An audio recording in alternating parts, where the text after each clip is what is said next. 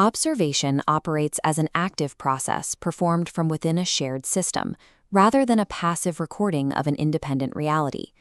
When an institutional observer, a manager, a clinician, a tracking algorithm, fails to understand a subject, the default response is almost always the same: gather more data, increase the sampling rate, look closer.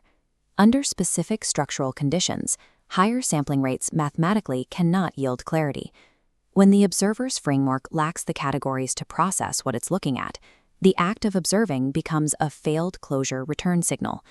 The continuous attempt to measure generates load that actively damages both the observer and the observed. To understand why this happens, we have to look at the baseline mechanics of human empathy. Two specific ways those mechanics break down, one internal, one external, and the structural solution required to fix them.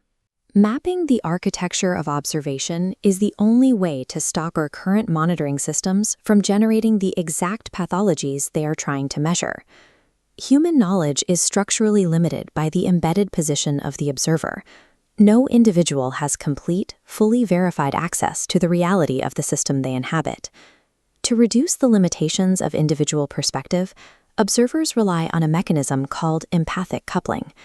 Empathic coupling operates as the structural modeling of another observer's state. When accurate, the signal returns without distortion, completing an empathic crossing. Success occurs when the observer's framework correctly accommodates the observed's internal architecture. This mutual alignment resolves the interpretive tension, allowing both parties to return to a completely stabilized baseline state. This stabilization relies on the accurate representation of a divergent view, functioning independently of agreement or homogenization. By bridging these individual gaps through mutual modeling, the interaction allows a shared collective coherence to emerge. Successful observation requires this structural attunement. Without it, any data gathered is inherently distorted by the observer's blind spots. But that attunement can fail. The resolution gap occurs when an observer's internal framework lacks the categories to map the observed structure. This failure originates from limited priors. Seeking closure, the system forces a reading, firing high-frequency pulses to compress the polygon. These rejected pings bounce back as a failed resolution return signal, generating intense interpretive pressure. This creates a bilateral load. The observer feels an escalating need for more data, while the observed feels the destabilizing pressure of being continuously, unreachably queried. This pressure is multiplied by proximity triangulation density, the frequency of physical closeness or digital check-ins.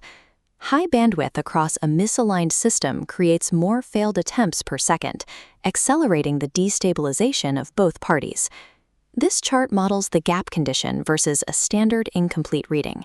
The x-axis is sampling rate. The y-axis is observer load. In normal readings, additional data solves uncertainty, curving downward.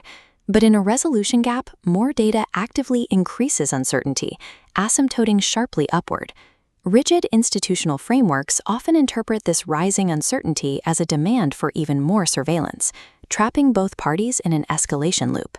When institutional categories mismatch with reality, high-bandwidth observation forces the observed into a state of structural collapse. Framework failure is internal, but observation also fails due to an external architectural variable, the physical glass lens.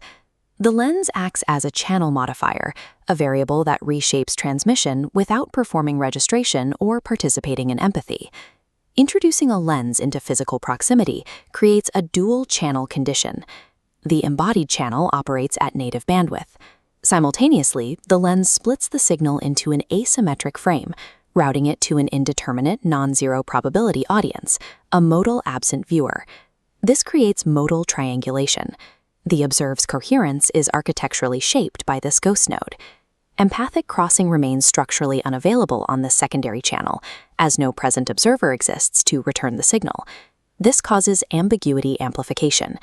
The observed is trapped managing two conflicting signals, while the proximate observer cannot integrate the two readings into a single coherent position. Standard disambiguation, like agreeing to ignore a camera, provides psychological relief, but it does not resolve the structural load of the active third node. Environments saturated with optical mediation force a state of behavioral amplification because our empathic architecture cannot reach probability clouds. While social protocols for the interposed lens remain unsolved, we have a definitive architectural response to the resolution gap.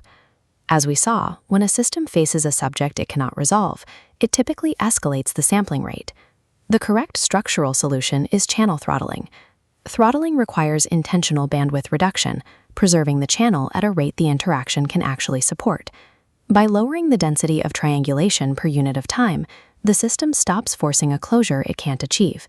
This allows genuine, albeit limited, attunement to remain possible. This is vital for institutional survival. Edge cases and anomalies often carry the most valuable topological data for the entire system. A framework that cannot recognize its own resolution limits will systematically flatten its subjects, destroying the very edge positions it needs to accurately map the terrain. Institutional maturity is defined by the capacity for self-throttling. The ultimate goal of observation is not forced categorization, but maintaining the integrity of the collective coherence field.